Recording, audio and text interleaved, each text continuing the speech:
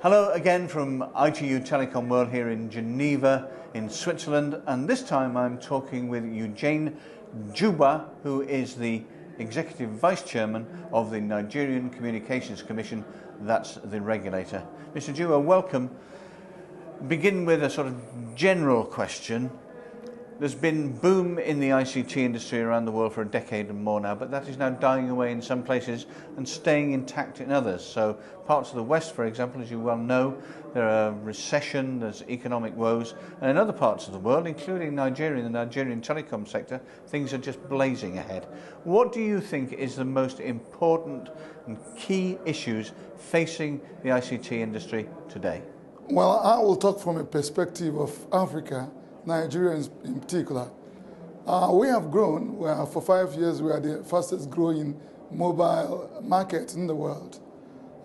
It's kind of stabilizing now because of two issues. One, there has been no growth in transmission networks, basically connectivity.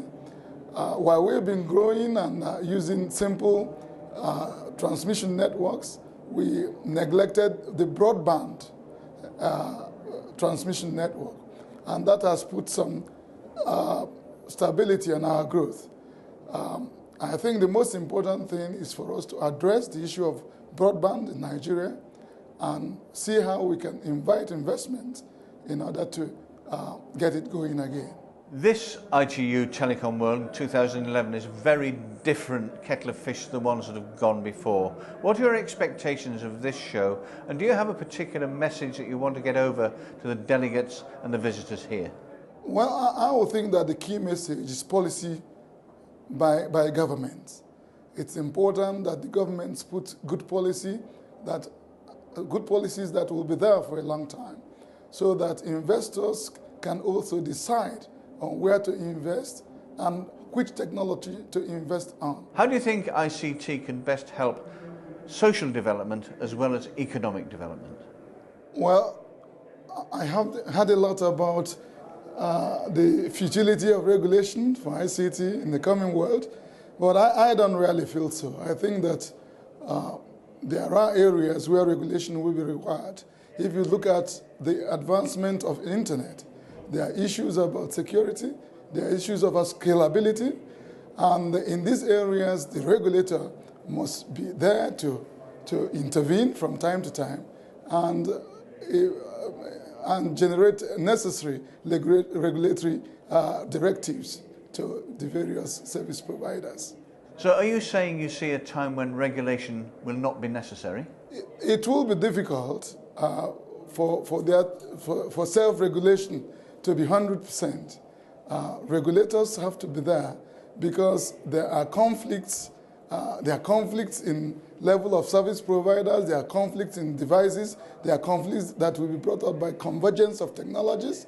So you must have an umpire there to actually regulate all these conflicts. Nigeria's aim is to be one of the top 20 economies in the world by 2020.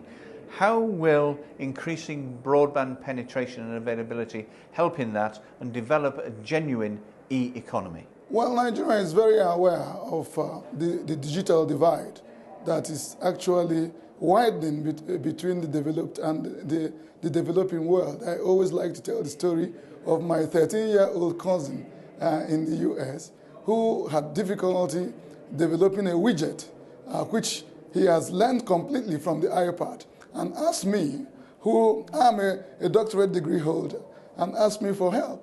And I found myself lacking. This is a good example of self-education using ICT tools that are there, that we are still lacking in the developing world. And I think that it is our duty to actually stop the widening gap in the digital divide. Can you tell us one thing that you think will need to happen if we're ever going to get any closer to the goal of giving more global citizens more meaningful access to connected technology? I will say government policy. It's government policy that will drive this. It's government policy that will create an enabling environment for this to happen. I would say government policy will be the most important drive towards realizing these issues for the citizenry of the world. Eugene Juwah, thank you.